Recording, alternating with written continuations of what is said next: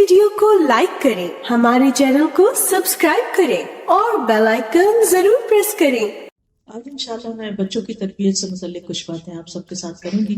कोई भी शख्स जब बड़ा होता है और अल्लाह ताला उसको औलाद की नेमत से नवाजता है तो औलाद उसके लिए दुनिया की सबसे कीमती दौलत होती है। और जितना कोई भी इंसान अपनी औलाद के लिए फिक्रमंद होता है इतना किसी भी और चीज के लिए नहीं, और खुसूसन माएँ, मदर्स। एक औरत जब माँ बन जाती है तो फिर सारी जिंदगी खा उसके बच्चे खुद पेरेंट्स बन जाए फिर भी वो अपने बच्चों की फिक्र नहीं छोड़ती, और माँ की ये फिक्र कब्र तक जाते हुए रहती।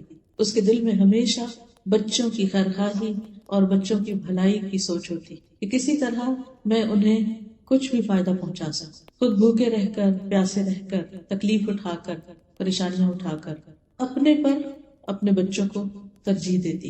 अल्लाह सुब्हानहू तआला ने ये मोहब्बत हमारे दिलों में फितरी तौर पर रख दी। लेकिन वालिदैन की असल मोहब्बत, सच्ची मोहब्बत, सही मोहब्बत उसी वक्त हो सकती है जब वो अपने बच्चों को सिर्फ इस दुनिया में नहीं आखिरत में भी कामयाब देखें, क्योंकि ये दुनिया तो खत्म हो जाएगी और आखिरत की जिंदगी हमेशा हमेशा की जिंदगी।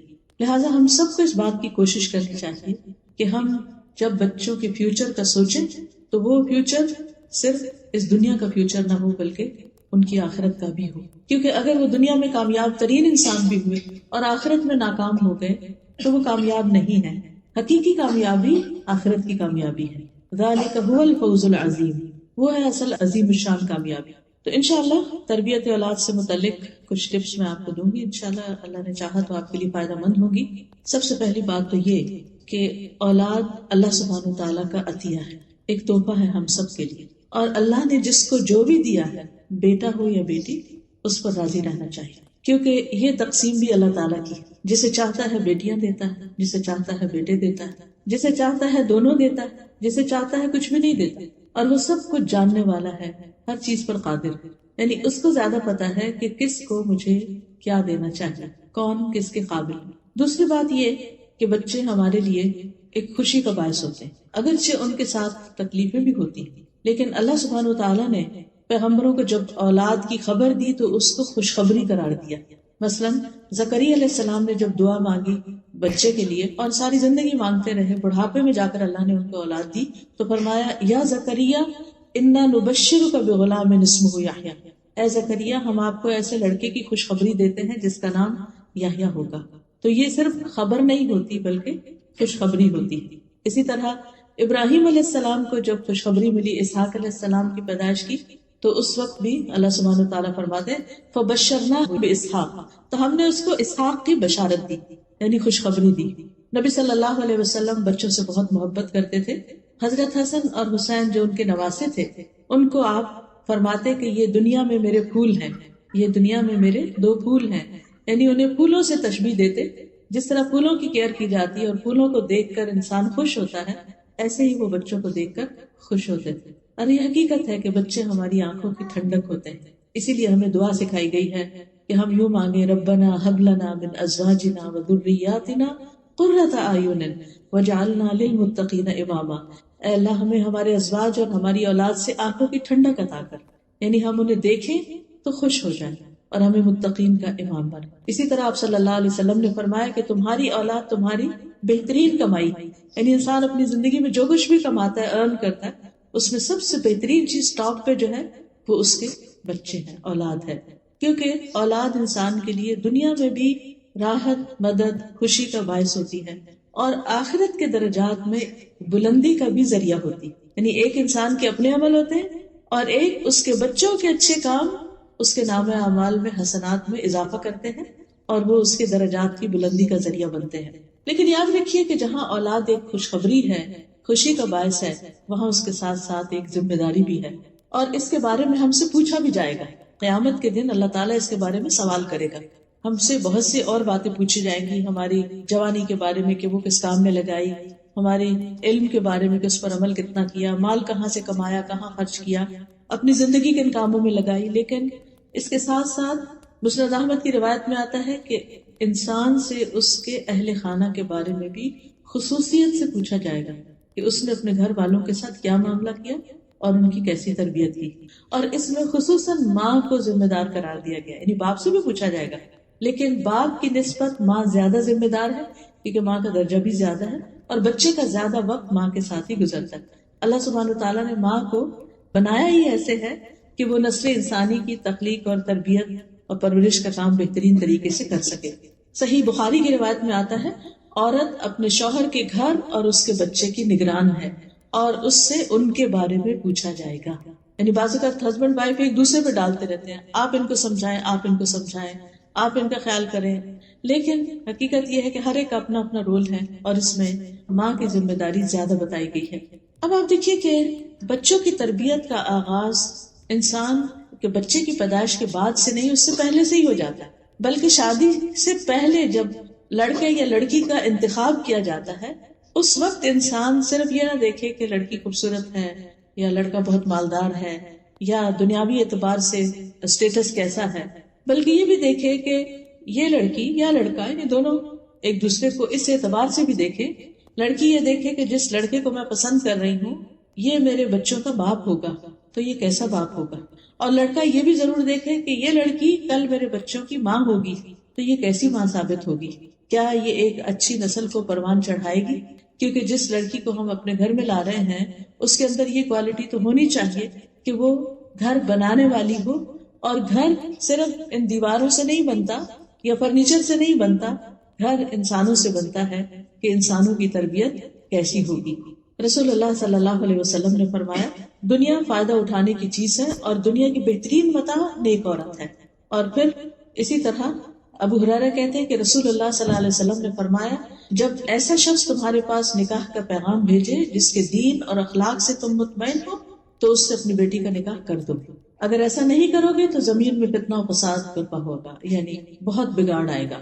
تو دیکھنے کی چیز، باقی چیزیں بھی ٹھیک ہے انسان دیکھے تاکہ ایک دوسرے کے ساتھ ایک کمپیٹیبلٹی ہو اور گزارا بہتر طور پر ہو، لیکن خاص طور پر دین کے بارے میں ضرور دیکھنا چاہیے۔ اور دین میں بھی ایسا نہیں کہ ہر شخص شیخ بن جائے گا اور پھر وہی دیندار ہوتا ہے اور باقی لوگ دیندار نہیں ہوتے، نہیں، دیندار ہونے سے مراد کیا ہے کہ انسان اللہ کے حقوق ادا کرتا ہو اور اس کے ساتھ ساتھ بندوں کے حقوق بھی ادا کرتا ہو۔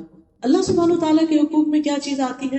جسے نماز کا فریضہ، یعنی اگر لڑکی ہے تو نماز کی پابند ہو، لڑکا ہے تو بھی نماز پڑھتا ہو۔ اسی طرح اگر لڑکا کما رہا ہے تو حلال کمانے والا، کیونکہ کمائی کا اولاد کی تربیت پر بہت بڑا اثر پڑتا ہے۔ پھر اسی طرح آپ دیکھیے کہ لڑکی ہے تو اس کے بھی یعنی کہ اخلاق کیسا ہے یا شرافت کیسی ہے، اور اس کے ساتھ ساتھ اس میں بھی نماز اور پھر ساتھ حجاب، کیونکہ جس طرح مردوں کے لیے حلال کمانا، اسی طرح عورت کے لیے اس کی عزت عصمت اور اس کی شرم و حیا جو ہے اس کا لحاظ رکھنا بھی ضروری ہے۔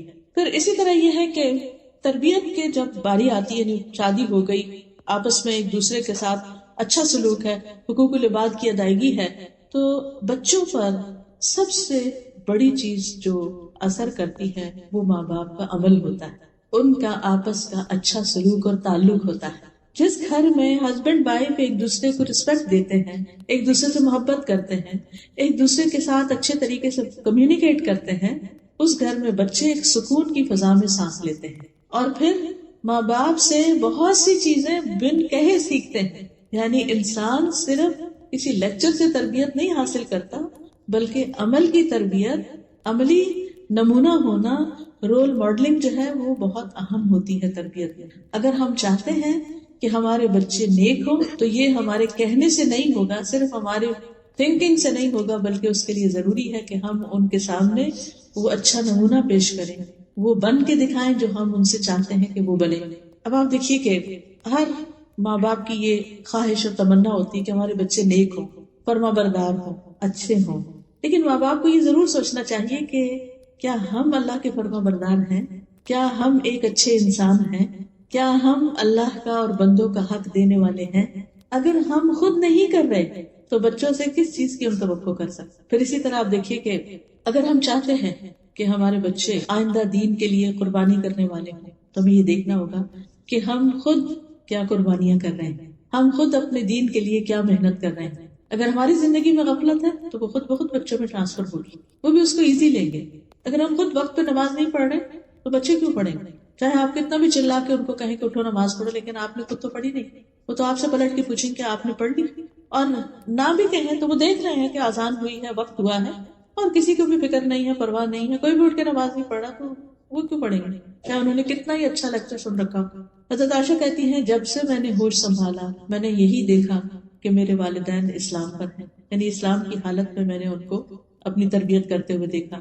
پھر اسی طرح بعض روایات میں یہ بھی آتا ہے کہ جو ہمارے اسلاف تھے یا نیک لوگ تھے وہ اپنے بچوں کی تربیت کے لیے اللہ کی عبادت میں زیادہ وقت لگاتے تھے، یہ سوچ کر کہ اس کا اثر ہمارے بچوں پر پڑے، ہماری اولاد پر پڑے۔ کسی نے کیا خوب کہا کہ جب بھی میں کسی سلجھے ہوئے نوجوان کو دیکھتا ہوں تو مجھے یقین ہو جاتا ہے کہ ضرور اس کا باپ صالح اور نیک آدمی تھا، جس کا عکس یا ریفلیکشن اس میں نظر آ رہا ہے۔ کیونکہ قرآن مجید میں اللہ تعالیٰ فرماتے ہیں، سورۃ الکہف ہر جمعے کو پڑھی جاتی ہے، آج بھی آپ نے پڑھی ہوگی، کان ابوہما صالحا، وہ دو بچے جن کا خزانہ زمین میں دفن تھا اور اس کے اوپر دیوار تھی، جب وہ گر گئی تو خضر علیہ السلام نے اس کو بنایا اور اس کی وجہ یہ بتائی کہ ان کا باپ نیک آدمی تھا، وہ فوت ہو گیا تو اللہ تعالیٰ یہ چاہتا تھا کہ ان بچوں کا خزانہ محفوظ رہے، اس لیے میں نے یہ دیوار بنا دی۔ خود فوت ہو چکا ہے وہ نیک آدمی اور اس کے بچے یتیم ہیں، اپنے آپ کو پوری طرح لک آفٹر نہیں کر سکتے، لیکن اللہ سبحانہ تعالیٰ ان کے فیوچر اور ان کے مال کی اور ان کے انٹرسٹ کی حفاظت کس طرح کرتے ہیں؟ اس غیبی مدد کے ذریعے ان کی دیوار بنوا دی جاتی کہ جب یہ اپنی جوانی کو پہنچے تو پھر اس مال کو استعمال کر سکے، کیونکہ نیک آدمی کو اس کی نیکی کا فائدہ اس کی اولاد کی نیکی کی شکل میں نظر آنے لگتا ہے دنیا میں، یہ دنیا میں جلد ملنے والی خوشخبری ہوتی ہے۔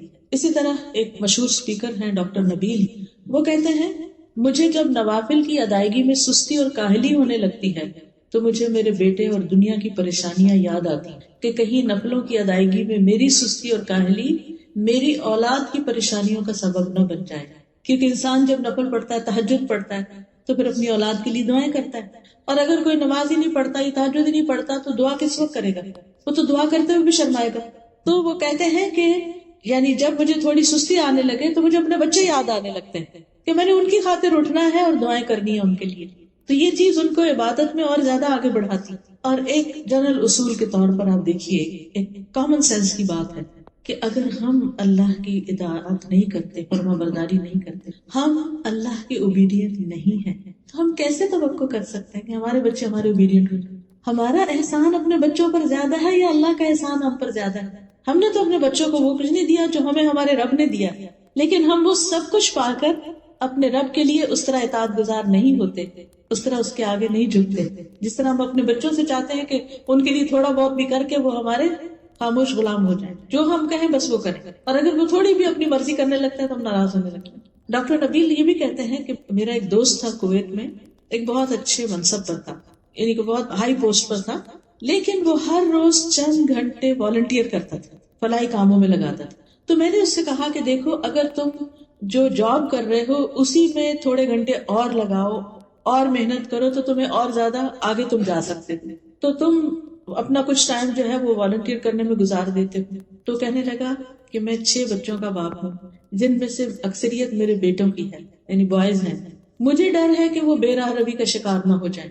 جب سے میں نے قرآن مجید میں کان ابوہما صالحا کی تفسیر پڑھی ہے کہ ان کا باپ نیک آدمی تھا، اس لیے ان بچوں کی اللہ نے کیئر کی، تو میں نے اپنی زندگی کا ایک بڑا حصہ فلاحی کاموں میں لگا دیا ہے، میں والنٹیئر کرتا ہوں، اور اس کے اثرات میں اپنے بچوں میں دیکھ رہا ہوں، کیونکہ بچے جب دیکھتے ہیں نا کہ ہمارے ماں باپ سب کی خدمت کرتے ہیں، سب کے کام آتے ہیں اور اپنا وقت لگاتے ہیں، تو پھر ان کے اندر اس چیز کی ایک قدر ہوتی ہے، ایک ڈگنیٹی ہوتی ہے۔ لیکن اگر کوئی بچہ یہ دیکھے کہ باپ بیکار پڑا سوتا ہی رہتا ہے اور کوئی کام وقت پہ نہیں کرتا، اپنی ذمہ داریاں بھی نہیں پوری کرتا، کما کے بھی نہیں لاتا، تو وہ اس کے لیے کیسا رول ماڈل ہو؟ اور وہ باپ پھر بچوں سے کیا توقع کر سکتا ہے کہ اس کے لیے کیسے بچے بنے؟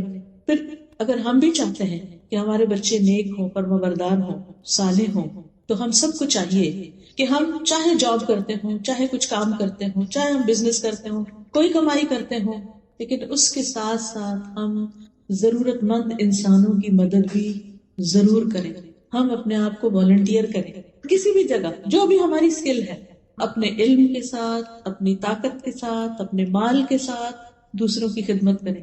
حدیث میں آتا ہے اللہ اس بندے کی اس وقت تک مدد کرتا ہے جب تک بندہ کسی دوسرے بندے کی، اپنے بھائی کی مدد میں ہوتا ہے۔ آپ دوسروں کی مدد کر رہے ہیں، آپ دوسروں کی خدمت میں لگے، اللہ آپ کی مدد کرے گا اس چیز میں جہاں آپ ضرورت مند ہیں، اللہ آپ کے کام بنائے گا۔ اور میرے استاد ہمیشہ کہتے تھے کہ اگر بچہ کھانا نہ کھائے تو غریب کے بچے کو کھلاؤ، کسی یتیم کی پرورش شروع کر دو، اگر تمہارا بچہ نہیں پڑھتا تو کسی اور کے بچے کو پڑھاؤ، اس خدمت کے بدلے اللہ تمہارے بچے کو بھی اس راہ پہ لے آئے گا۔ یعنی جس چیز کی اپنے گھر میں کمی دیکھتے ہو وہ دوسروں کو دے کر حاصل کرو۔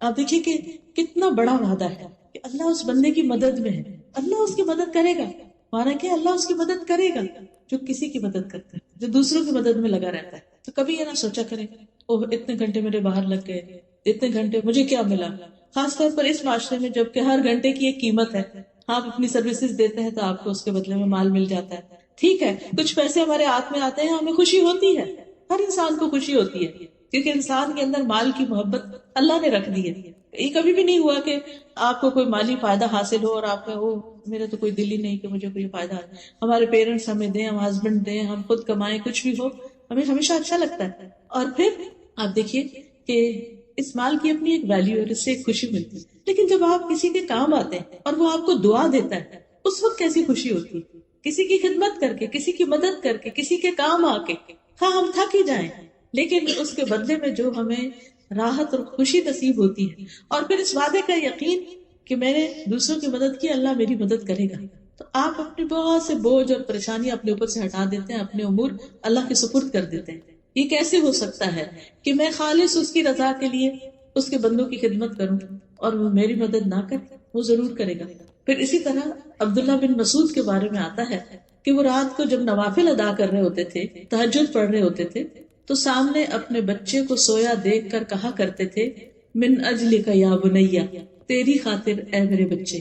یا بنیا کا مطلب کیا ہے؟ اے میرے بچے، تیرے روشن مستقبل کی خاطر، تیرے برائٹ فیوچر کی خاطر میں اپنی نماز میں اضافہ کر لیتا ہوں۔ ابن مسیب ایک تابعی ہے، سعید ابن مسیب، کہتے ہیں اے میرے بیٹے میں تمہاری وجہ سے نماز کو لمبا کرتا ہوں اس امید پہ کہ تمہارے بارے میں میری حفاظت کی جائے گی، یعنی تمہارے بارے میں مجھ سے جو سوال کیا جائے گا قیامت کے دن اس کے بارے میں مجھے پکڑ نہیں ہوگی۔ اور پھر اسی آیت کی تلاوت کی وَكَانَ أَبُوهُمَا صَالِحًا۔ اسی طرح ایک آدمی کا طریقہ یہ تھا کہ جب بھی اس کا کوئی بچہ اخلاقی طور پہ بگڑ جاتا، کوئی ضد کرتا، کوئی بدتمیزی کرتا، تو وہ صدقہ کرتا اور کھانا کھلاتا۔ یہ دو کام کرتا، صدقہ کرتا، کھانا کھلاتا۔ کیوں؟ کیونکہ قرآن مجید کی آیت میں آتا ہے خذ من اموالہم صدقۃ تطہرہم وتزکیہم بہا، ان کے مالوں سے صدقہ لے کر اس کے ساتھ انہیں پاک کرے گا اور انہیں صاف کرے گا۔ یعنی تم انہیں پاک کرو گے، صاف کرو گے ان کے مالوں میں سے صدقہ لے کر۔ تو گویا مال میں سے صدقہ نکالنا اور اسی طرح خاص طور پر کھانا کھلانا یہ کس نیکی میں سے ہے کہ جس کی وجہ سے انسان کا اپنا بھی تزکیہ ہوتا ہے اور اولاد بھی سدھرتی ہے، نیک بنتی ہے۔ اور وہ شخص کہتا اے اللہ یہ صدقہ میرے بیٹے کے اخلاقی تزکیے کے لیے، یہ جو میں صدقہ کر رہا ہوں یہ میں اس نیت سے کر رہا ہوں کہ میرے بیٹے کو نیک بنا دوں، پس بے شک یہ اخلاقی بے رہروی میرے لیے اس کی بیماری سے زیادہ شدید ہے۔ یعنی بچہ بیمار ہو فزیکلی وہ کم درجے کی مصیبت ہے، لیکن اگر وہ بگڑ جائے اور بے راہ ہو جائے تو وہ بہت بڑی مصیبت ہے۔ پھر اسی طرح ایک اور آدمی کا واقعہ یہ ملتا ہے کہ اس کے پاس اتنا نہیں تھا جس سے وہ بہت زیادہ مالی صدقہ کر سکے، وہ بس اتنا ہی کماتا تھا جس سے اس کی اپنی گزران ہوتی تھی، اس کے پاس دینے کے لیے زیادہ نہیں ہوتا تھا۔ تو جب اس کا بیٹا اس کے ساتھ بدتمیزی کرتا یا اس کی بات نہیں مانتا تھا تو وہ رات کو قیام کرتے ہوئے سورۃ البقرہ پڑھتا تھا، یعنی رات کے تہجد میں سورۃ البقرہ پڑھتا اور کہتا اے اللہ یہ میرا صدقہ ہے، میرے پاس مال نہیں ہے لیکن یہ میرا صدقہ ہے، اسے تو میرے لیے قبول کر لے، یعنی مجھ سے قبول کر لے اور میرے لیے اس بیٹے کی اصلاح کر دے۔ تو کیونکہ نیک اعمال جو ہوتے ہیں یہ وسیلہ بنتے ہیں دعاؤں کی قبولیت کا، ہم نیک لوگوں کو وسیلہ بناتے ہیں، ان کی نیکی تو ان کے ساتھ ہے، ہمیں جس وسیلے کا حکم دیا گیا وہ نیک اعمال ہے کہ ہم صدقہ کریں، نماز پڑھیں، دعا کریں اور اس سے اللہ سے مدد مانگیں۔ اسی طرح ہمیں یہ یاد رکھنا چاہیے کہ ہم اپنے بچوں کی اصلاح کس طرح کریں، اس نیت کے ساتھ اللہ کی عبادت کر کے کہ یہ بچے سدھر جائیں، اور یاد رکھیں کہ ہمارے ہاتھ میں کوئی طاقت نہیں کہ ہم اپنے بچوں کو نیک بنا سکیں جب تک اللہ کی مدد نہ ہو، وہی مدد کرنے والا ہے۔ پھر اسی طرح اللہ کا تقوی اختیار کرنا، اللہ سے ڈرنا، پھر بچوں کو اپنے ساتھ مختلف کاموں میں، پروجیکٹس میں، والنٹیئرنگ میں شریک کرنا، ان کو ساتھ لے کے جانا. مثلا ہر جمعے کو آپ جو ابھی آپ کے قریب مسجد ہے اس کی صفائی اپنے ذمہ لے سکتے ہیں کہ نمازیوں کے آنے سے پہلے میں ہال کی صفائی کروں. آپ کیا کر سکتے ہیں کہ اپنے بچے کو تھرسڈے نائٹ ساتھ لے جائیں. خود اکیلے نہیں جائیں، ہسبینڈ وائف، بچے کو ساتھ لے کے جائیں کہ چلے اللہ کا گھر صاف کرتے ہیں، اور پھر ایک ایک کونے خدرے کو صاف کریں، کہیں کوئی داغ دھبا ہے اس کو مٹائیں، اس کو خوشبودار کریں، صفیں لگائیں. جو بھی ایک مسجد کی خوبصورتی اور بیوٹیفیکیشن ہو سکے، مسجد اللہ کا گھر. ہم اپنے گھروں کو کتنا سجاتے ہیں، اور جب ہمارے مہمان آ رہے ہوں تو ہم کیئر کرتے ہیں اور بھی سجاتے ہیں، صاف ستھرا کرتے ہیں، عام روٹین سے زیادہ کرتے ہیں. تو جمعے کے دن اللہ کے مہمان آتے ہیں. ویسے تو 5 نمازیں، لیکن آپ کو پتا ہے ہمارے یہاں 5 نمازیں کہاں اتنی فل مسجد ہوتی ہے، لیکن جمعے کے دن اتنے لوگ ہوتے ہیں کہ بعض اوقات صحیح اگر ارینجمنٹ نہ ہو تو لوگوں کو صحیح جگہ بھی نہیں ملتی. لیکن وہ صفائی کیوں نہیں ہو پاتی مسجدوں کی، وہ ایک چیئرفل ماحول کیوں نہیں ہوتا بعض اوقات؟ صرف اس لیے نہیں ہوتا کہ ان کے پاس والنٹیئر نہیں ہوتے. تو آپ ان سے بات کر کے کہ آپ مجھے یہ خدمت دیں. آپ کو معلوم ہے کہ الحمدللہ جیسے الہدا میں ویکینڈ میں کلاس ہوتی ہے، ابھی نئی سورۃ البقرہ شروع ہوئی ہے، اور ماشاءاللہ اس میں 400-500 لوگ ہیں، اور ہر ہفتے ان کے لیے بینچز لگانا اور چیئرز لگانا اور ہال کی سیٹنگ ٹھیک ٹھاک کام ہے. آپ کو معلوم ہے کہ کچھ سسٹرز ہیں، 2 سسٹرز، وہ پچھلے 5 سال یہ خدمت کرتی رہی ہیں. میں نے آج تک نہیں دیکھا ان کو کہ وہ کون ہے. مجھے ریسنٹلی بتایا گیا کہ وہ ارلی مارننگ آتی ہیں کلاس سے پہلے اور آ کر سارے بینچز لگاتی ہیں خاموشی. ان کے بچے بھی ساتھ ہوتے ہیں. وہ بغیر ناشتے کے نماز پڑھتے ہی بس گھر سے نکل آتے ہیں، کیونکہ اتنے سارے بینچز کہاں سے نکال کے وہ پورے ہال میں لگانے ہیں اور پھر ساری سیٹنگ کرنی ہے. اور پھر جب ساری سیٹنگ ہو جاتی ہے تو پھر کلاس سے پہلے بچوں کو ٹم ہارٹن پہ لے جا کے ان کو تھوڑا کھلا پلا کے پھر واپس آ کے کلاس ہے. یہ والنٹیئرنگ ہے. اور وہ بچے مسلسل دیکھ رہے ہیں کہ ہر ہفتے ہماری ماں اور ان کی دوست مل کے مسجد ٹھیک کرتے ہیں. کیا ماں کی یہ نیکی بچوں میں ٹرانسفر نہیں ہوگی؟ کیا انہیں یہ طریقہ نہیں آئے گا؟ آپ بھی کہیں نہ کہیں کوئی اسلامک سینٹر ہو، کوئی جگہ، اس کو اپنا سمجھیں اور اس میں والنٹیئر کریں. آپ کو معلوم ہے کہ اوور آل جو ہے عموماً مساجد کے ریسورسز اتنے زیادہ نہیں ہوتے کہ ہر چیز پروفیشنل طریقے سے کرا سکتے، لیکن کچھ لوگ ہوتے ہیں کہ وہ یہ کام کر سکتے ہیں. مجھے اچھی طرح یاد ہے جب میری بیٹی کا رشتہ ہونا تھا، تو جب رشتہ آیا چھوٹی بیٹی کا، تو میں نے پتہ کیا کہ لڑکا کیا کیا کرتا ہے، اس کی کیا عادات ہیں، کیا کیا اس کے کام ہیں. تو مجھے پتہ چلا کہ وہ فلاں مسجد میں جمعے کے دن جمعرات کی رات کو وہاں کے ٹوائلٹ صاف کرتا ہے. تو اس سے کیا پتہ چلتا ہے کہ ایک انسان ہمبل ہے، اس کے دل میں دین کی خدمت کا جذبہ، اور دین کی خدمت کے لیے ضروری نہیں کہ کوئی بہت بڑا ہائی فائی کام کیا جائے. مسجد کا ٹوائلٹ صاف کرنا ہم کیوں کریں؟ کلینر کیوں نہیں رکھ لیتے؟ بعض اوقات چھوٹے سیٹ اپ ہوتے ہیں، وہ نہیں رکھ سکتے یہ سب کچھ. بعض اوقات اتنی ڈونیشن بھی نہیں ہوتی، اور اگر ہوں بھی تو جو کام ہم کریں گے وہ کلینر تھوڑی کر سکتے. تو اگر young boys, university going boys آپ کے ہیں، ساتھ لگائیں اور انہیں کہ چلیں کام کر. اس بہانے مسجد میں جا کے ایک نمازی پڑھنے، اگر انہیں آپ کہیں گے نا کہ آؤ نماز پڑھنے چلے، تو ہو سکتا ہے نہیں پڑھنے جائیں. لیکن اگر آپ کہیں کہ چلو اور کچھ ہوبر لگاتے ہیں چلتے، آپ کو معلوم ہے کہ یہ کام معمولی کام نہیں. یہ کام کس نے کیا تھا؟ ابراہیم علیہ السلام نے، اسماعیل علیہ السلام نے. اللہ سبحانہ وتعالیٰ نے قرآن مجید میں سورۃ البقرہ میں اس کا ذکر کیا 127 آیت پہلے پارے میں، وَإِذْ يَرْفَعُ إِبْرَاهِيمُ الْقَوَاعِدَ مِنَ الْبَيْتِ وَإِسْمَاعِيلُ رَبَّنَا تَقَبَّلْ مِنَّا إِنَّكَ أَنْتَ السَّمِيعُ الْعَلِيمُ. اور جب ابراہیم اور اسماعیل بیت اللہ کی بنیادیں اٹھا رہے تھے، باپ نے بیٹے کو ساتھ لگایا اور تعمیر کی، تو انہوں نے دعا کیا ہمارے رب ہم سے یہ قبول کر لے، بے شک تو سب کی سننے والا اور جاننے والا ہے. پھر اللہ تعالیٰ نے دونوں کو حکم دیا کہ انطہر بیتی للطائفین والعاکفین والرکع السجود، میرے اس گھر کو صاف کرو طواف کرنے والوں کے لیے، سجدہ کرنے والوں کے لیے، رکوع کرنے والوں کے لیے، اعتکاف بیٹھنے والوں کے لیے. پیغمبر ہیں دونوں، پیغمبر، دوسرے چھوٹے تو بعد میں بنے، لیکن پیغمبر ہیں، بہت معزز ہیں، لیکن وہ اللہ کا گھر تعمیر بھی کرتے ہیں اور اس کی صفائی بھی کرتے ہیں. یہ کوئی معمولی کام نہیں. یاد کیجئے اس عورت کا واقعہ جو بخاری کی روایت میں آتا ہے کہ جو مسجد میں صفائی کرتی تھی، ایک دن نظر نہیں آئی تو نبی صلی اللہ علیہ وسلم نے اس کے بارے میں پوچھا کہ وہ کہاں ہے. پتہ چلا کہ وہ تو اچانک بیمار ہوئی اور فوت بھی ہو گئی. تو صحابہ نے کہا کہ کیا نبی صلی اللہ علیہ وسلم کو تکلیف دیں گے رات کے وقت؟ انہوں نے رات میں خود ہی جنازہ پڑھا، اس کو دفن کر دیا، کیونکہ حکم یہی ہے کہ جو ہی ڈیتھ ہو بس جتنا جلد از جلد جنازہ کرو. خیر، آپ نے پوچھا کہ اس کی قبر کہاں ہے، آپ اس کی قبر پہ گئے، لوگوں کو ساتھ لے کر گئے اور وہاں دوبارہ جنازہ پڑھا اس کا، خود اس کے لیے دعا. اب آپ دیکھیے کہ یہ سعادت کس کو ملتی ہے کہ اللہ کے رسول صلی اللہ علیہ وسلم ایک ایسی خاتون جس کا نہ کوئی آگے ہے نہ پیچھے ہے، مسجد میں ہی رہتی ہے، مسجد کی صفائی کرتی ہے، اس کا جنازہ پڑھ رہے ہیں. وہ معمولی اعزاز ہے؟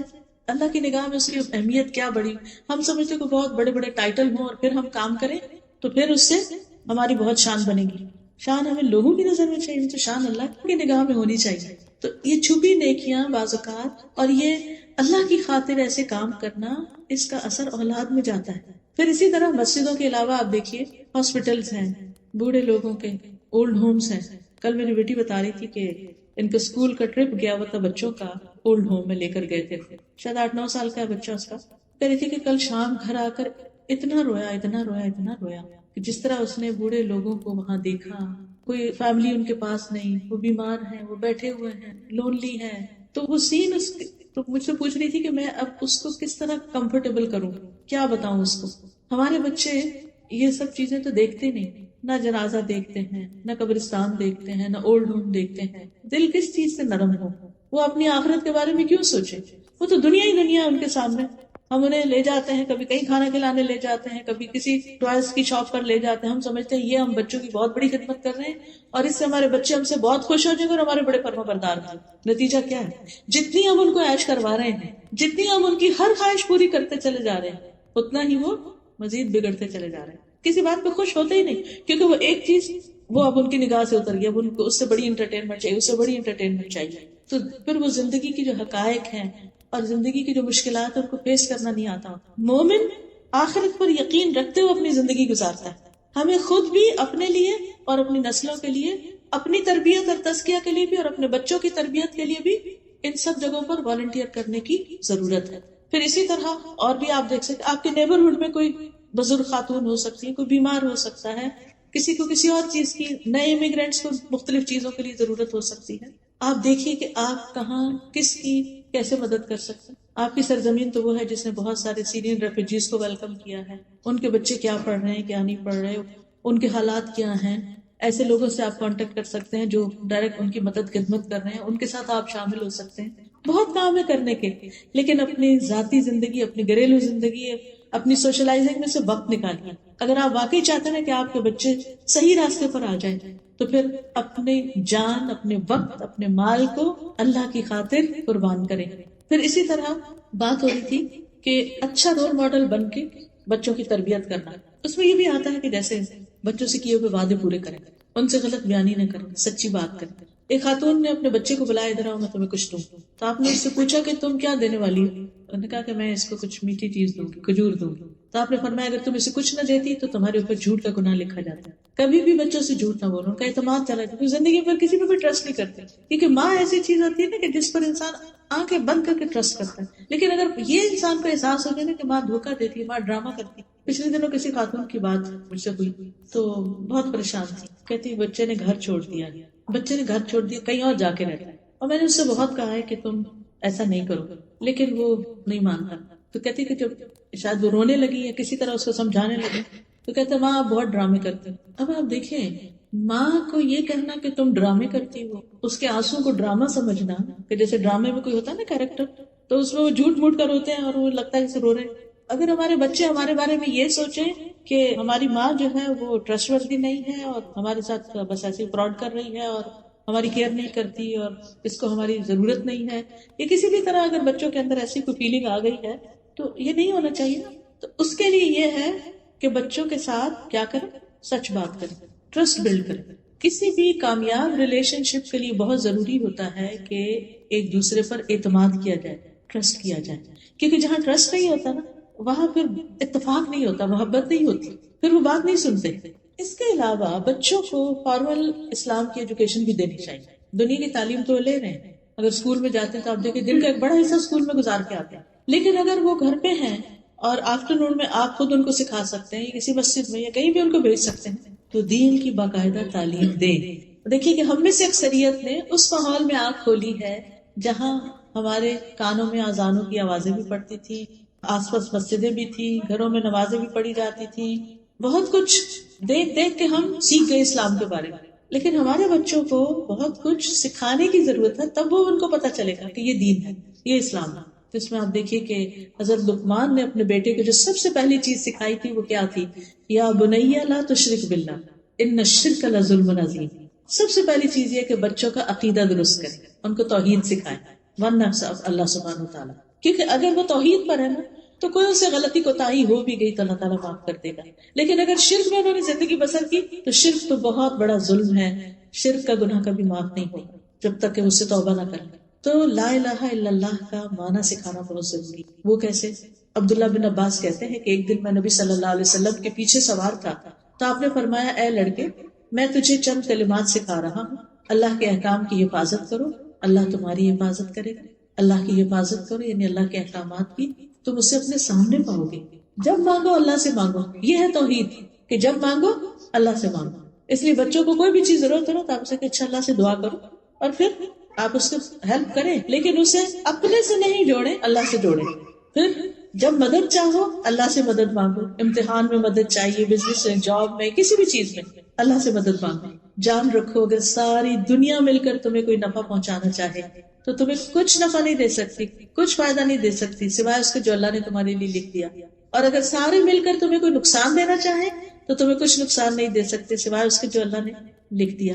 قلم اٹھا لیے گئے صحیح پہ خشک ہو گئے. تو اس سے کیا پتہ چلتا ہے کہ بچوں کو بچپن سے ہی بتا دینا چاہیے کہ اصل فائدہ اور نقصان اللہ کے ہاتھ میں. کوئی تمہارا کچھ نہیں بگاڑ سکتا تاکہ ان کے اندر ایک بہادری ہو. اور پھر یہ سکھاؤ کہ جو کچھ چاہیے اللہ کی طرف رجوع کرو. یہ ہے توحید. آپ کو معلوم ہے کہ حضرت یعقوب علیہ السلام کی جب وفات ہوئی تو وفات سے پہلے وہ اپنے بچوں کو جو وصیت کر رہے تھے اس کے بارے میں قرآن میں آتا ہے ام کنتم شہداء اذ حضر یعقوب الموت اذ قال لبنیہ ما تعبدون من بعدی قالوا نعبد الہک والہ آبائک ابراہیم واسماعیل واسحاق الہا واحدا ونحن لہ مسلمون. کیا تم موجود تھے اس وقت جب یعقوب کو موت آئی جب اس نے اپنے بیٹوں سے کہا میرے بعد کس کی عبادت کرو گے؟ پیغمبر ہے اللہ کے یعقوب علیہ السلام جن کے بیٹے یوسف علیہ السلام نہیں اور باقی بھائی تو آپ کو معلوم ہے وہ قصہ. تو ان کو وہ جوان بیٹے تھے بڑے تھے سمجھدار تھے ان کو کہہ رہے ہیں کہ میرے بعد تم کس کی عبادت کرو گے یہ بتاؤ. حالانکہ وہ اسلام پر تھے. آج آپ دیکھیں آپ کے بچے جس ماحول میں رہ رہے ہیں کیا یہ میک شور کرنا جاننا ضروری نہیں کہ ہمارے بعد ہمارے بچے ہماری نسل اسلام پر ہوں؟ تو ان سے پوچھنا چاہیے کہ ہمارے بعد تم کس ریلیجن کو فالو کرو گے کس دین پر ہوگے تم؟ تو انہوں نے کہا ہم آپ کے الہ یعنی اللہ کی عبادت کریں گے جو آپ کا الہ ہے آپ کے باپ دادا کا ابراہیم کا اسماعیل اور اسحاق علیہ السلام کا الہ واحدہ ونحن لہ مسلمون اور ہم سب اسی کے مسلمان فرمانبردار. اس سے کیا پتہ چلتا ہے کہ پیغمبروں نے اپنی اولاد کو ایک الہ کی عبادت کی تعلیم دی اور مرتے دم تک اس کی فکر کی. پھر ان کے اندر اللہ کا ڈر پیدا کیا جائے. لوگوں کا ڈر نہیں پیدا کریں اس سے بزدلی آتی اللہ کا ڈر اس سے قوت آتی. حضرت لقمان ہی کے بارے میں جو ابھی آیات پڑھی گئی انہوں نے کہا تھا یا بنیا اے میرے چھوٹے بچے بے شک اگر کوئی چیز رائی کے دانے برابر ہی کیوں نہ آسمان میں ہو چٹان میں ہو یا آسمانوں یا زمین میں اللہ اس کو لے آئے گا. بے شک اللہ بڑا باریک بین پوری خبر رکھنے والا. تو اللہ سبحانہ تعالیٰ کے ناموں اور صفات کا علم دے بچوں کو کہ اللہ کون ہے اللہ کی پہچان دے پھر آخرت کا تصور دے ان کو. یاد ہوگا آپ کو کہ نبی صلی اللہ علیہ وسلم نے جب ابتدائی دعوت دی تھی اسلام کی تو آپ نے اپنے خاندان والوں کو دعوت پہ بلایا تھا. تو اس وقت سب سے خطاب کر کے کیا کہا تھا کچھ یاد ہے آپ کو کہ جب آپ نے اپنے خاندان والوں کو دعوت پر بلایا تھا تو اس وقت کیا کہا تھا وَأَنذِرْ عَشِيرَتَكَ الْأَقْرَبِينَ اپنے قریبی رشتہ داروں کو خبردار کرو. آپ نے ایک ایک کر کے سب کے نام لیے تھے. پھر خواتین میں سے پھپھی کا نام لیا اور اپنی بیٹی کا نام لے کے کہا اے فاطمہ بنت محمد صلی اللہ علیہ وسلم اپنے آپ کو جہنم کی آگ سے بچاؤ. میں اللہ کی طرف سے تمہارے لیے کسی چیز کا اختیار نہیں رکھتا. تم لوگوں سے رشتہ ہے میں اسی طرح جوڑتا رہوں گا جس طرح جوڑنا چاہیے لیکن اللہ کے ہاں رشتے ختم ہو جائیں گے تمہیں میں نہیں بچا سکتا. تو آخرت کی فکر ڈالی اپنی بیٹی کے اندر کہ اپنے لیے خود کچھ کرو. پھر اللہ تعالیٰ سارے اہل ایمان کو حکم دیتا ہے یا ایھا الذین آمنوا قوا انفسکم واہلیکم نارا اے ایمان والو اپنے آپ کو گھر والوں کو آگ سے بچاؤ. اور اس کے لیے پہلا قدم توحید اور دوسری چیز عبادات میں نمازوں کی پابندی. 7 سال کا بچہ ہو جائے تو نماز شروع کرا دیں. ایک نماز سے شروع کرے پھر 2 3 4 5 جب تک 10 سال کا 5 کی عادت پڑ جائے اور پھر مسجد کی عادت پڑ جائے صبح وقت پہ جاگنے کی عادت پڑ جائے اور پھر سنتوں اور نوافل کی. کیونکہ بعض اوقات بچوں کو ہم فرض پہ لگاتے ہیں ساری زندگی پھر فرض پر ہی رہتے ہیں. یہ بڑی مشکل ہو جاتی ہے انہیں سنت پڑھنی مشکل ہو جاتی ہے. تو بچپن 10 سال کی عمر میں پھر تھوڑی تھوڑی سنتیں بھی ساتھ شروع کرا دیں کیونکہ بڑے ہو کے عادتیں توڑنا بڑی مشکل ہو جاتی ہے. پھر اسی طرح روزے رکھ پانا. ربیہ کہتی ہیں کہ ہم عاشورہ کا روزہ خود بھی رکھتے ہیں بچوں کو بھی رکھواتے اور جب مسجد جاتے تو ان کے لیے اون کا کھلونا بناتے. جب کوئی افطار کے قریب کھانے کے لیے روتا تو ہم اس کو کھلونا دے دیتے کہ کھیلو دل بہلاؤ روزہ رکھو. یعنی چھوٹے بچوں کو بھی روزہ پورا کرواتے. بچوں کو حج عمرے پہ لے کے جانا بعض اوقات ہم ہالیڈیز پہ ادھر جا رہے ہیں ادھر جا رہے ہیں، لیکن اللہ کے گھر لے جانے سے بہت فرق پڑتا ہے، ایمان تازہ ہوتا ہے، ان کے اندر یقین پیدا ہوتا ہے، وہ جو شک والی کیفیت ہے نا وہ دور ہوتی ہے. اس گھر کے اندر اللہ نے ہدایت کا سامان رکھا ہے، روشن نشانیاں رکھی ہیں. تو بچوں کو بھی کہہ سکتے ہیں، خود بھی کہ چلے سب مل کے پیسے جمع کرتے ہیں اور ہم عمرے پہ یا حج پہ جائیں گے، کیونکہ صحابہ جو تھے وہ اپنے بچوں کو بھی ساتھ لے جاتے تھے حج پہ. پھر قرآن سکھائیں، قرآن کی تعلیم دیں، صرف ناظرہ اور حفظ نہیں، قرآن کو سمجھنے کی بھی، سمجھ کر پڑھیں. کسی کا کہنا ہے اپنے بچے کو قرآن سکھا دو، قرآن اسے سب کچھ سکھا دے گا. یعنی جو تم اسے نہیں نہ سکھا سکتے، تربیت نہیں کر سکتے، یہ کرو یہ نہ کرو، تو اگر تم اسے قرآن سکھا دو تو اسے سب باتیں خود ہی پتہ چل جائیں گی، تو تمہارا بہت کام کم ہو جائے گا. نہیں تم ایک کام کر لو، باقی کام وہ کرے گا. اسی طرح نبی صلی اللہ علیہ وسلم کی سیرت، احادیث اور دعائیں، خاص طور پر حفاظت کی دعائیں، صبح شام کی دعائیں، تاکہ بچے ہر طرح کے شر سے محفوظ رہیں. جب چھوٹے ہوتے ہیں تو مائیں خود پڑھ پڑھ کے دم کرتی رہتی ہے، لیکن جب بڑے ہو جاتے ہیں پھر کوئی بھی نہیں پڑھتا، تو یا مائیں دور سے پڑھ رہی ہوتی ہے، نہیں ان کو سکھاتے وہ خود پڑھیں اپنے اوپر. چوتھی چیز جو ہے وہ ہے اخلاق سکھانا، اخلاق اور تمیز اور آداب اور مینرز، سویلائزڈ اور مہذب بچے، عمدہ آداب، اچھے اخلاق. اور اس میں پہلی چیز یہ ہے کہ کسی کے ساتھ برا سلوک نہ کریں، کسی کے لیے بہت کچھ نہ بھی کر سکے تو برا سلوک نہیں کریں، گالی گلوچ نہ دیں، لڑائی جھگڑا نہ کریں، کسی کے کھلونے نہ چھینے، کسی کی کوئی چیز چرا کے نہ گھر میں لے آئیں. ہوتا ہے نا بعض اوقات بچے اسکول میں ان کو کسی کی چیز پسند آتی ہے، وہ کہتے لاؤ ادھر میں لے لوں، زبردستی بھی لے لیتے ایک دوسرے سے. ان کو کانسیپٹ ہی نہیں ہوتا چوری بوری کا، ان کو یہ ہوتا ہے بس یہ چیز مجھے اچھی لگی ہے تو یہ تو مجھے ہی چاہیے. تو یہ بچپن سے ہی تمیز سکھانے کی کہ کسی کی چیز ہماری چیز نہیں ہے، ہم نہیں لے سکتے. حضرت لقمان کی نصیحتوں میں کیا ابھی سنا آپ نے، عربی میں چونکہ آیات تھی، انہوں نے کہا میرے چھوٹے بیٹے نماز قائم کرو، نیکی کا حکم دو، برائی سے منع کرو، اس مصیبت پر صبر کرو جو تمہیں پہنچی ہے. سبحان اللہ، چھوٹے بچے کو سکھایا جا رہا ہے کہ صبر کرو. اب جو بچہ چھوٹی سی چوٹ لگ چیخنا پکارنا شروع کر دیتا ہے تو اس کو ہر وقت چیخنے کی اجازت نہ دیں. اور پھر کہا کہ یہ ہمت کے کاموں میں سے ہے، لوگوں کے لیے اپنا رخسار نہ پھلاؤ، منہ پھلا کے مت بیٹھو، زمین میں اکڑ کے نہ چلو. اللہ کسی اکڑنے والے فخر کرنے والے سے محبت نہیں رکھتا. اپنی چال درمیانی رکھو، اپنی آواز نیچی رکھو، سب آوازوں سے بری یقیناً گدھوں کی آواز ہوتی ہے. یہ انہوں نے اپنے بچے کو تمیز سکھائی، ایٹیکیٹس اور مینرز. ہمارا فرض بھی بنتا ہے کہ ہم بچوں کو ہر طرح کے آداب سکھائیں، لباس پہننے کے، سونے کے، جاگنے کے، گھر سے نکلنے، گھر میں داخل ہونے، سواری پر بیٹھنے کے، زندگی کے سارے معاملات میں. لیکن یہ سب کچھ اسی وقت سکھایا جا سکتا ہے جب ہم خود بھی سیکھیں، ہمیں خود بھی آتا ہو. پھر اسی طرح گھر میں آتے ہوئے اجازت لینے کے، کسی کی چیز اٹھاتے ہوئے، ایون بہن بھائیوں کی بھی چیز لینی ہے نا تو وہ طریقہ سکھائیں کہ دیکھو اجازت سے لینی، زبردستی نہیں لینی کسی کی چیز.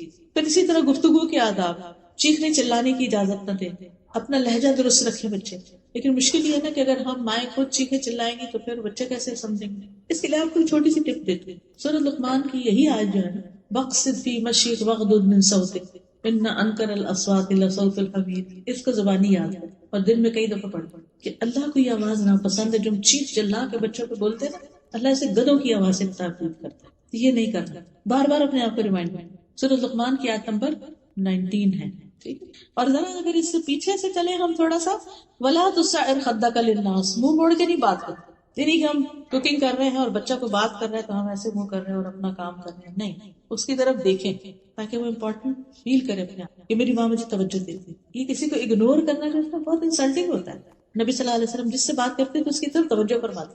پھر کیا، وَلَا تَمْشِ فِي الْأَرْضِ مَرَحًا، زمین پہ اکڑ کے نہ چلو. إِنَّ اللَّهَ لَا يُحِبُّ كُلَّ مُخْتَالٍ فَخُورٍ، اللہ کو کوئی بھی خود پسند فخر کرنے والا پسند نہیں. وَاقْصِدْ فِي مَشْيِكَ وَاغْضُضْ مِنْ صَوْتِكَ إِنَّ أَنكَرَ الْأَصْوَاتِ لَصَوْتُ الْحَمِيرِ. اپنی چال درمیانہ رکھو، اپنی آواز نیچی رکھو، بے شک سب آوازوں سے بری آواز گدھوں کی آواز. اس کو بار بار پڑھیں، بار بار پڑھیں، پورا ہفتے کے لیے بس اس کو پریکٹس کرتے رہیں اور امیجنیشن میں لائیں اس وقت میں کیسے لگ رہی ہوں. خود بخود آپ پھر ٹھیک ہوئیں گے. اپنے آپ کو خود دیکھیں. اب دیکھیں ہم شیشے میں دیکھتے ہیں یہ تو ٹھیک نہیں لگ رہا، نہیں اس کا آپ ایسے نہیں، ایسا ہے، یہ تو سینٹر میں نہیں ہے، یہ تو صحیح نہیں، یہاں تو کچھ بل پڑ رہا ہے، اس کو بھی ٹھیک کرنے کی ضرورت ہے. قرآن بھی ٹھیک. میں نے دیکھا ہے بچیوں کو جیسے الوداع میں بھی وضو کرنے آتی ہے، اتنی دیر لگاتی ہے اس کام ٹھیک ہو رہا ہے ٹھیک ہو رہا ہے، ادھر سے دیکھتے ادھر سے دیکھتے ہیں. ٹھیک ہے ان کی عمر ہے، میں سمجھتی ہوں سب سے امپورٹنٹ چیز ان کے لیے اس کام ٹھیک کرنا. تو اس میں آپ دیکھیے کہ اگر ہم اتنے کانشیس ہیں صرف اسکارف کے بارے میں کہ ہم اس میں نیٹ کلین ٹائڈی لگے، تو پھر ہماری آوازیں اور ہمارا آنکھیں کھول کے چیخنا چلانا وہ کیا چیز ہے، اس میں بھی تو اچھے نہیں لگتے. اس وقت شیشے کے آگے جا کے چیخ کے دیکھیں، کبھی اکیلے میں پریکٹس کر کے دیکھیں ہماری شکل کیسے ہو جاتی ہے. تو یہ شکل اگر ہم ایک سے زیادہ دفعہ بچوں کو دن میں دکھا رہے ہیں تو اس سے بچنے کی ضرورت ہے. پھر اسی طرح رازوں کی حفاظت کرنا. اگر کوئی کہنا کہ مجھے فلانی بات کی میں نہیں بتاؤں گا تو آپ اسے نہیں کہیں مجھے تو بتانی ہوگی, مجھے بتاؤ, چاہے آپ ماں ہیں پھر بھی انہوں نے کہا اچھا اگر ابا نے کہا نہیں بتانی ٹھیک ہے نہیں بتاؤں, تاکہ اس کو راز کی حفاظت کریں. کوئی امانت کو حفاظت کرنی آئے, کوئی وعدہ کی پورا کرنا آئے. پھر اسی طرح جب وہ بول رہے ہوں تو غلط لہجے اور بہت زیادہ سلینگ اور سویرنگ جو ہوتی ہے اس کی اجازت. مجھے یاد ہے کہ ہم چھوٹے ہوتے تھے, تمہارے والد نے اتنا ہمیں ڈرایا اس چیز پر, ایک گالی دی اگر تو ایک سانپ قبر میں ہوگا. اب پتہ نہیں اس کی کیا حقیقت تھی کیا نہیں, لیکن اتنا ڈر لگا کہ چپکے سے کہیں چپکے بھی گالی کسی کو نہیں دی. اتنا ڈرایا گالی سے کہ گالی تو منہ سے نکالنی ہی نہیں, زبان ناپاک ہو جاتی. آج آپ دیکھیں گے ہم پگ کا لفظ بولتے ہوئے تو مسئلے کا شکار ہو جاتے ہیں کہ نہیں یہ تو آپ نے بچوں کو یہ اسکول میں کتاب کیوں پڑھا دی گئی, اور یہ اس کو تم اتنا بڑا ایشو بنا لیتے اور اس کو گالی بنا دی. لیکن اور جو وہ ادھر ادھر کی گالیاں بول رہے ہیں اس کے ہم شاید خود بھی نہ پتا ہو کیا کہہ رہے ہیں. اس چیز کو بہت کانشیس رہے, زبان صاف رہے, کیونکہ ایک دفعہ جب وہ زبان پہ ایسی چیزیں چڑھ جاتی ہیں تو پھر وہ ہمیشہ اسی طرح بولتے ہیں. اور شروع میں ہنستے ہیں ہم بچوں پر کہ دیکھو اس نے کوئی نیا لفظ سیکھ لیا, لیکن بعد میں وہی چیزیں نقصان کا باعث بنتی ہیں. اور قبر میں سانپ ہے ہی نہیں, لیکن ہمارے اعمال نامے میں یہ چیزیں لکھی جانی ہیں اور کل قیامت کو دیکھنی بھی ہوگی. اسی طرح یہ کہ بچوں کو اچھا ماحول دیں, گھر کے اندر بھی, لیکن باہر جہاں دوستوں میں یا کسی سینٹر میں یا کہیں بھی بچوں کا کوئی کلب ہے وہاں بھی دیکھ بھال کے لے جائیں کہ اور بچے کس قسم کے آتے ہیں وہاں پر, کیونکہ بچے اپنے دوستوں کو بہت کاپی کرتے ہیں. تربیت میں ایک حصہ آپ کا ہے لیکن ایک حصہ ان کے ماحول کا ہے, یعنی جو گھر سے باہر کا ہوتا ہے کہ ان کے فرینڈز کیسے. اچھے بھلے بچے دین سے دور ہو جاتے ہیں صرف اس وجہ سے کہ فرینڈز جو ہے وہ دین پر نہیں. حدیث میں آتا ہے صاف طور پر کہ انسان اپنے دوست کے دین پر ہوتا ہے, اسے چاہیے کہ دیکھے کہ وہ کس کو دوست بنا رہا ہے, کس کی کمپنی میں رہتا ہے. آپ جو کچھ ہے نا اپنی کمپنی کی پیداوار ہے, اس لیے اچھے لوگوں کے ساتھ, نیک لوگوں کے ساتھ خود بھی بیٹھیں, ان کو بھی لے جائیں, اس مجلس کی آداب سکھائیں. ٹھیک ہے جب بچے شور کر رہے ہوں تو کسی الگ کمرے میں لے کے بیٹھے, لیکن میں نے دیکھا کہ کچھ مائیں اپنے چھوٹے بچوں کو مسجد میں لاتی ہیں, جیسے اللہ تعالیٰ سمجھا سکھا کے پاس بٹھاتی ہیں اور بچے آرام سے بیٹھے رہتے. میں حیرت سے دیکھتی رہتی ہوں کہ پورا خطبہ اس بچے نے سن لیا بغیر کچھ گڑبڑ کیے, کیونکہ بچپن سے ماں کو لانے کی عادت تھی اور سمجھا کے لائے, یہاں بھاگنا نہیں, یہاں بولنا نہیں, یہاں کچھ کرنا نہیں, یہ اللہ کا گھر ہے, یہ اللہ کا گھر ہے. تو اس سے کیا ہوگا کہ اس کے دل میں جو ہی مسجد دیکھے گا اندر آئے گا, آٹومیٹیکلی اس میں یہ چیز آئے گی کہ یہاں نہیں بھاگنا, یہ نہیں. لیکن اگر ہم لے تو جائیں مسجد اور اس کے بعد اپنی دوستوں کے ساتھ لگ جائیں اور بچے ہر طرح کی بدتمیزیاں کرتے پھریں, تو اس سے پھر وہ کیا سیکھیں گے.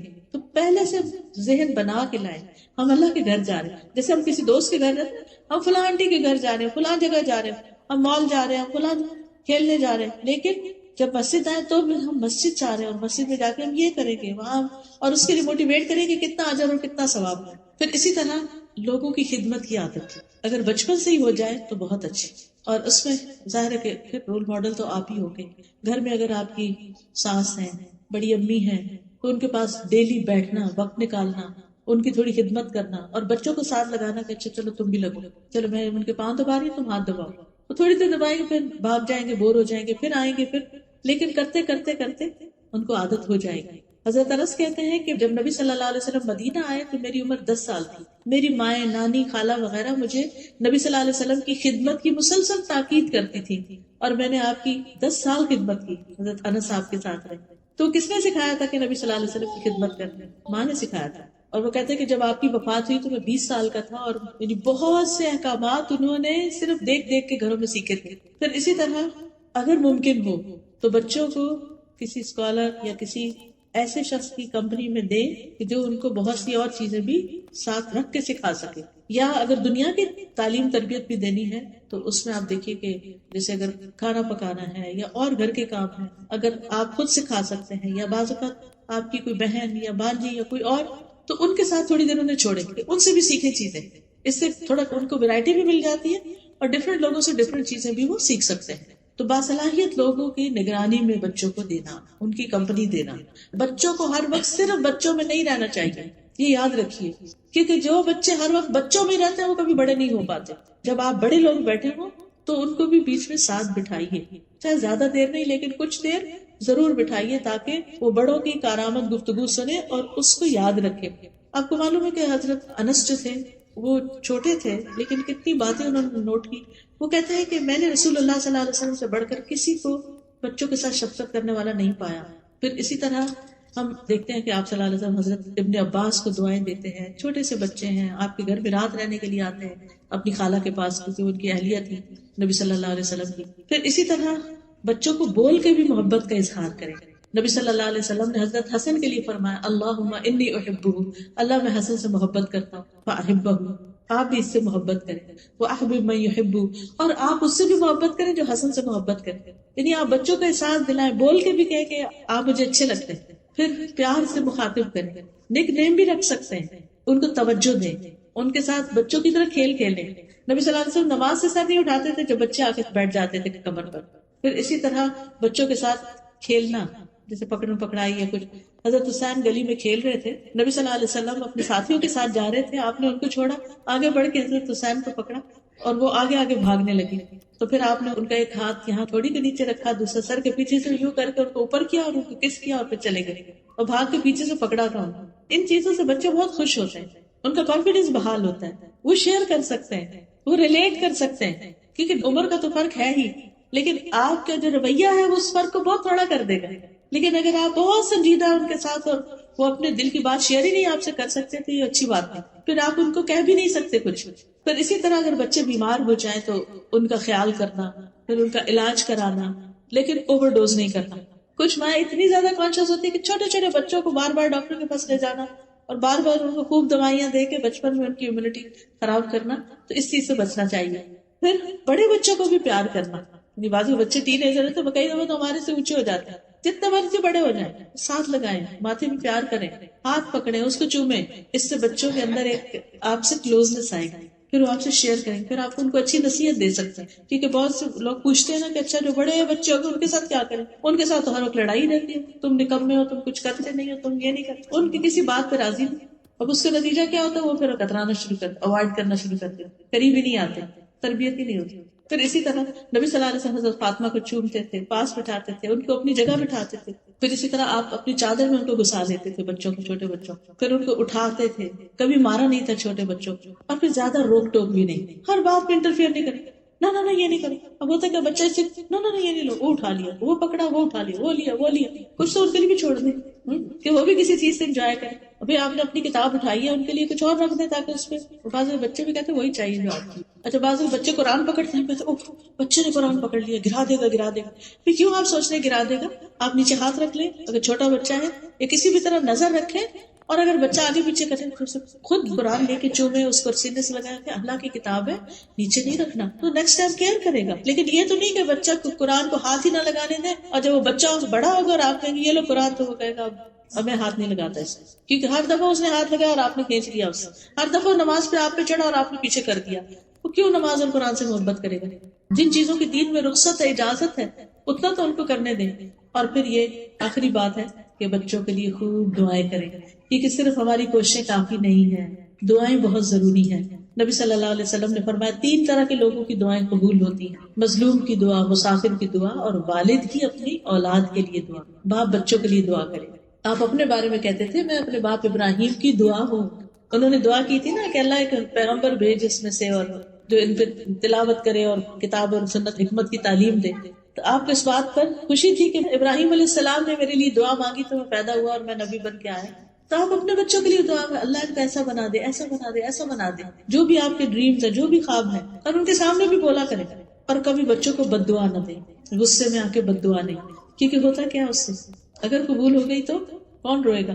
اور نیک اولاد کے لیے دعائیں, صالح اولاد کی دعاؤں کا ایک چھوٹا سا کارڈ ہے, اگر وہ ہو تو انسان کسی وقت دن میں ایک دفعہ پڑھ لے بچوں کے لیے, جس میں رب ہب لی من الصالحین, رب ہب لی من لدنک ذریۃ طیبہ انک سمیع الدعاء, ربنا هب لنا من ازواجنا وذرياتنا قرة اعین واجعلنا للمتقین اماما, ربنا واجعلنا مسلمین لک ومن ذریتنا امة مسلمة لک وارنا مناسکنا وتب علینا انک انت التواب الرحیم.